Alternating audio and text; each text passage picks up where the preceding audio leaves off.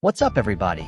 It is officially the new year, and in just a little under a month, the green flag will fly on the 2026 NASCAR Whelen Modified Tour season. It has been a busy off-season in the world of corporate NASCAR, and at the regional level it has been just as hectic, so let's get to it. I will be focusing in on the full-time drivers that we know of so far. So welcome to the 2026 NASCAR Modified Tour season preview. Starting off, we need to quickly discuss the most recent news. The series will be switching to American Racer as the sole tire supplier for the series.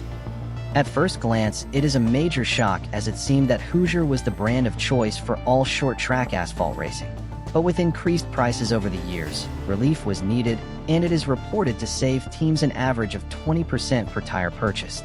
Each tire will cost around $195. With the positive news, the new series race director Gary Putnam believes the ceiling is high, with the possibilities of continued growth and prosperity on the tour. The last time this tire was used on a modified was in 2017 on what was the Modified Touring Series, and the tire seems to be a bit of a harder compound. Hopefully the tire will still generate enough degradation to see plenty of passing on the track. It will be a clean slate for everyone on the circuit, and the notebooks will all be blank when New Smyrna rolls around. As far as the full-time driver roster, let's start with the defending champion Austin Beers. With his 2 wins and a top 10 finish in every race last year, his consistency helped propel the A-Team to hoisting the Champions Trophy, and they couldn't be more confident heading into 2026. However, the Lancaster Motorplex has become the most reliable track for Beers to get a win at in his career, but it is not on the schedule for 2026 and may play a major factor in his title defense.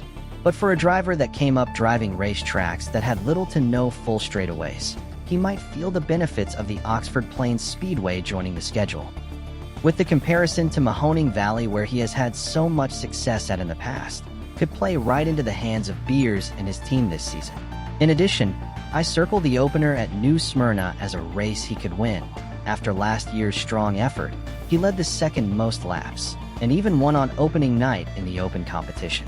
But the other 2 tracks to circle is the Seekonk Speedway, where Beers has led almost 30% of the 450 laps he has raced there and could finally get that win that has eluded him in the past. And the final track to watch him is the Oswego Speedway. He has been a constant top 5 and top 10 runner there, but doesn't seem to have as much in the end, and needs to find some speed to check another track off the list to win at. From the defending champion to the undisputed juggernaut of NASCAR modified drivers in the 2020 decade, Justin Bonsignore looks to tie the great Tony Hirschman with 5 NASCAR championships this season. Bonsignore has always come out of the box swinging for the fences, and even when it looks like he is down for the count, he finds a way to keep himself alive at the end of the race for a shot at the win. In last year's season opener, it looked like everyone was given a gift when he was penalized for jumping the restart, but managed to rally to finish 3rd. He is a definite threat to win at Loudon and Thompson, as those have been his bread-and-butter racetracks over the years, along with his home track in Riverhead. Personally, I believe that Bonsignore has taken the torch from Doug Coby, because if you wanted to be considered one of the best in the 2010s, you had to beat Coby. And now in the 2020s, defeating Bonsignore and the 51 team is when everyone knows you're for real, because of how strong of an empire the Ken Massa team has built in the past 5 years. From one big contender to another, Ronnie Silk returns to full-time duty on the tour this season with Phil Moran and company in the Silver Bullet number 16 for Haight Yanon Racing. Silk has become one of the most feared competitors in the past year or so, with how dominant his team has been at Stafford and Thompson, and looks to grab another title together. He can win at any type of racetrack on the circuit, and even after picking and choosing the races last year, he won 4 times and led 27% of the laps he raced last season with the tour. After the dominance Silk displayed in other modified series last year, he should be on everyone's radar as a definite threat to win the title. But the track that he needs to retake the throne at is Loudon. In the past 7 races, he has led 18% of the laps, but hasn't been able to return to victory lane since 2019. He's been up front in most of them, but other than finishing 3rd in half of them, he was involved in wrecks in the other races, which has derailed his chance at a win. With a good run at Loudon, the return of the Tour to the Great Stafford Speedway, and the finale returning to Thompson, the season will look great for Silk. From one of the most talked about drivers on the circuit to quite possibly the most underrated in Craig Lutz. The Miller Place, New York native never seems to get the respect and attention he deserves, even with the large arm sleeve tattoo. Ever since linking back up with the Goodale 46 team, they have been a consistent front-runner that nobody is talking about. Heck, he had a mathematical chance to win the title at the finale last year, and even NASCAR Regional's media team didn't say anything about him. Only the real ones watching that aren't just looking for the big names on the box score know how close Lutz is to a title, and after winning at North Wilkesboro and Richmond, it's amazing he's still in the media dark. While those tracks are not on the schedule this year, he has won at Thompson and Stafford before and even ended the final third of the season on fire last year, with a win and no finish outside the top 5. If you want the dark horse of all dark horse picks to win the title this season, your bet is for the Lutz cracker, Craig Lutz. From a dark horse threat to a seasoned veteran so close to the title that he can taste it, Patrick Emerling. Emerling brought out a special alternate paint scheme for a few races last season as a tribute to the Big Red, Jeff Bodine and Dick Armstrong team, and won a race and finished with another second. He started the season off hot by winning the season opener as well.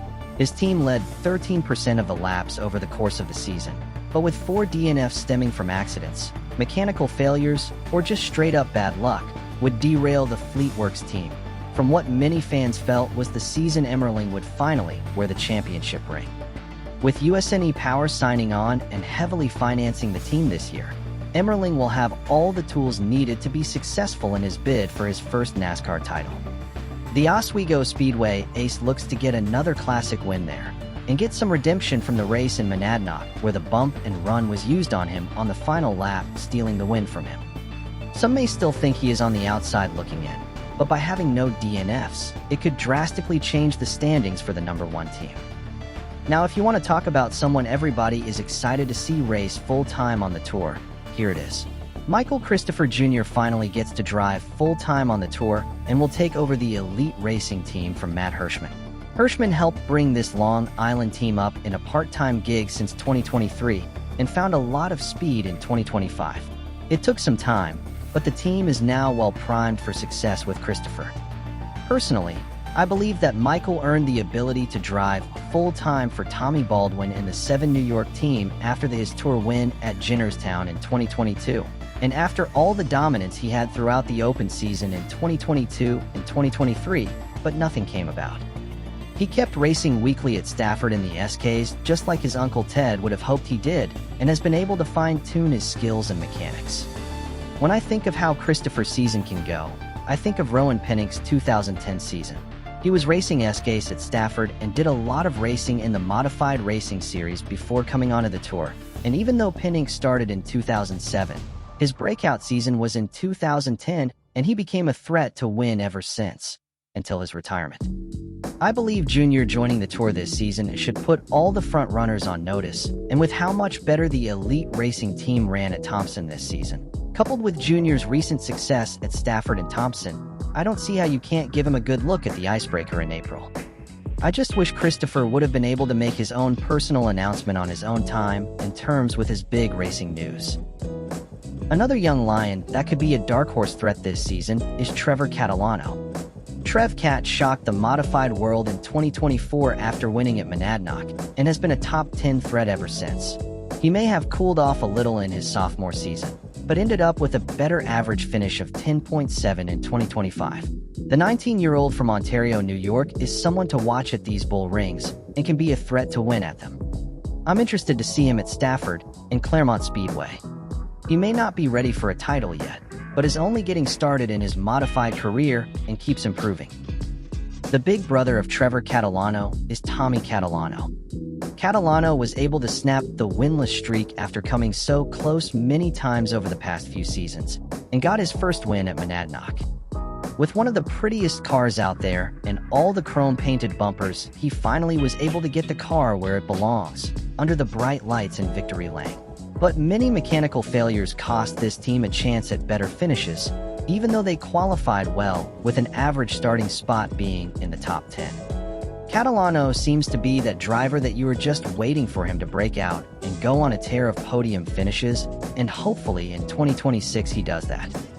In news that just came out today, Jon McKennedy will make his full-time return to the Modified Tour in 2026 and will bring the 2025 Monaco Modified Tri-Track Series crown with him. McKennedy is one of the most calculated and diverse drivers in all of Northeast short track racing, and with the added bull rings and reduced travel on the schedule, it is just music to their ears. The Claremont Speedway event has to be the event everyone should circle after his dominance in modified events in this career. He won the event back in 2022 on his way to the championship, and hopefully my favorite driver on the tour can get another championship ring. But with the momentum he brings into the season, the 79 team should be a very dangerous team to watch out for, as every track on the schedule McKennedy has had experience and success at, and even won in American Racer tires at Stafford. The driver who had the greatest victory of the 2025 campaign returns to the Bolher 3 team this year looking for more, and that is Tyler Rypkema. Another New York native returns, and after their big win up at Loudon and a nice string of top 10 finishes to close out the year definitely will help boost the confidence of the 3 team in 2026. Rypkema started the year off with speed at the icebreaker, but was pushed into the marbles, hurting what could have been a great finish for him and his team. But the team didn't have to work on a wrecked race car, and were able to find speed in the car early in the season. But at North Wilkesboro they were up front until they were taken out, and it really set the team back. The only home-built chassis can't just be fixed with off-the-shelf parts from Fury or Troyer, and it took some time to get the speed back, until they finally broke through and won at Loudon. Rypkema is another dark horse, but if he can keep the car out of trouble, I bet they will be able to build themselves back up to score some podiums this season. I hope it happens because Tyler is a great guy to have on the tour, and it's fun to see the 3 team back winning. A driver that had a breakout year on the tour last year was the Tony Wannick Construction owned number 21 team for driver Steven Kopcik. A pretty aggressive driver that's not afraid to get his hands dirty and stay in the fight for the best finish he can get. Went through a lot last year and managed to get 3 top 5s and 11 top 10 finishes, resulting in a 6th place points finish. One of the best young chassis setup guys on the tour scene might be in for a great second full-time season on the tour. With a full season under him and his team's belt, and a schedule that is now closer to home, I can't see how this doesn't play into Kopcik's favor. However, there have been some moments on the track where he has driven a bit too aggressively, and I think if he tones it down a little he will improve. With his home track at Stafford back on the schedule, I bet that and White Mountain are where the 21 has their best runs of the year in 2026. From one of the young guys on the tour to one of the longest-running veterans, Eric Goodale is looking for a return to form in 2026. He hasn't raced a full season since 2022, where he just missed winning the title by only 9 points.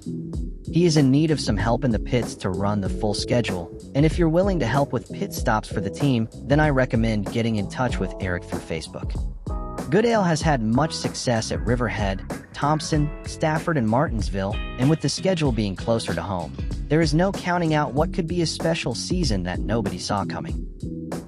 The final full-timer that I can think of is the White Mountain winner Kyle Bonsignore. Cousin Kyle, as they call him, was able to get 1 win last year and decided to scale back and focus more on the tour instead of many of the open shows, and it helped. After breaking the winless streak that went back to 2023, he was able to finish 7th in the standings, but those 2 early season DNFs from accidents hurt his chances early. If he can avoid the accidents, this team has proven that they aren't a slouch and can win races. The final thing we need to address is the updated schedule. Heading back to a Northeast heavy schedule is really the most ideal thing to do. I love that New Smyrna is the opener, but I am bummed that Richmond is off the schedule because I like big tracks for modifieds, but I can see why they did it. It's easy for us fans who don't have to spend money and drive a few days before the event is scheduled to get to the track. We can say it is a bad move, but with how expensive it is to do things already and how oversaturated modified racing has become, it's not the end of the world. I would prefer to see the Smart Tour get a race at New Smyrna in the summer and pick up a Richmond date, so at least there is racing at Richmond in case someone from up north wants to travel. Getting Oxford seems to be the big event that might divide some fans, but with how much history that track has in late models and full fender competition, it could be a huge win. Not to mention how the track is basically thought of as the Great Coliseum for late models up north. Adding Stafford back was a big move, but I think the Sizzler or Fall Final should have been the event. As a kid who grew up in the early 2000s, I enjoyed the 150-lap, 3 p.m. start for the race, and as much as I love only green flag laps counting, I think 80 laps for the current Fall Final is not enough. I felt as though the event just didn't have the same weight as the NASCAR Fall Final. I wish Jennerstown was on the schedule as I began to really like that track since 2020, but I think what we have is a nice bag of bull rings, big short tracks, and high-speed tracks like Loudon and Thompson. And the biggest change of all is the return of the Thompson World Series as the season finale. It's finally back where it belongs. I will be going for the first time to New Smyrna for the Tour race. Let me know if you guys have any news to share about the Tour in the comments. I want to know what you think will be the biggest storyline this season and who you think will win the championship. If you enjoyed this video, here are some more to keep you entertained.